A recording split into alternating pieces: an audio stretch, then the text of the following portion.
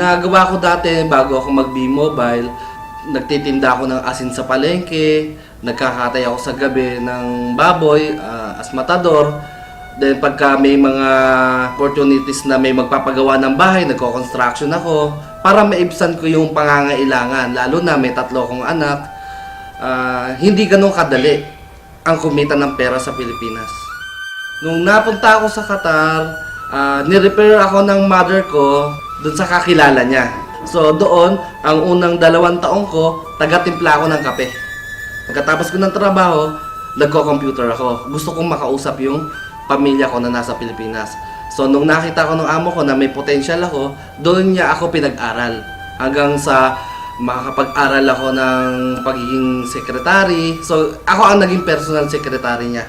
Nalaman ko ang B-Mobile nung nakita ko yung link sa YouTube. Naghahanap ako ng extra income talaga.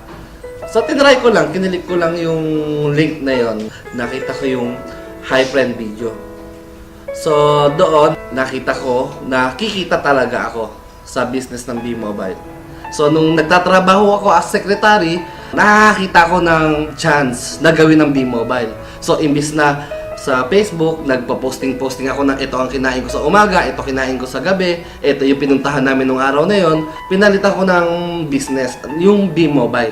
In-endorse ko siya, inaral ko siya.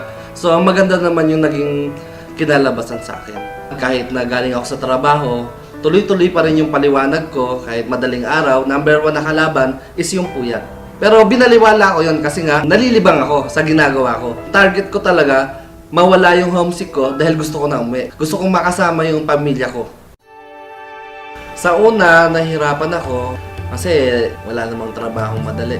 Pero nakita ko yung mga testimonial ng mga millionaires, nagkaroon ako ng idea. Ang sabi ko, hindi pala totoong mahirap si B-Mobile. Madali lang siyang gawin. Basta pag kinopya mo yung mentors mo, dumadali yung trabaho. Ito yung tinatawag ng copy business. Nung unang earnings ko, it was December 7, 2012.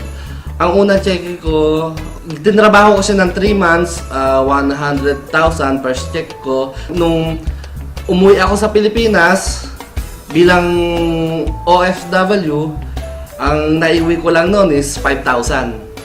Bilang OFW, 2 taon ko na pagtatrabaho. Nung pag-uwi ko, kinabukasan, diretso ko ng opisina ng B-Mobile, doon ko kinuha yung first check ko. Totoo pala yung sinasabi nila na habang tumutulong ka sa ibang tao, nagiging successful ka. Number 1 na naging rejection sa akin yung mother ko na baka hindi ka kumita. Pero nagdire-diretso pa rin ako. Nagtuloy-tuloy ako. Kasi mahina nga ako sa pag-i-invite. Ang ginawa ko, yung mga nagpo-post lang ako sa mga fanpage. So yung mga nagpo-post sa fanpage, tinatanong nila kung paano gawin si B-Mobile. Naka-invite ako doon. So yung mga invite nila, tinutulungan ko. Yung network ko, doon nagsimulan lumaki. Kailangan i-duplicate mo ang sarili mo sa ibang tao. Pag hindi nila alam gawin ang business, kailangan tulungan mo sila para rin sa ikasa-success mo. Malaki ang pinagbago sa sarili ko nung sumali ako sa B-Mobile. 3 yung anak ko na pag-aaral ko. Wala naman akong ibang trabaho. Full-time B-Mobile lang ako.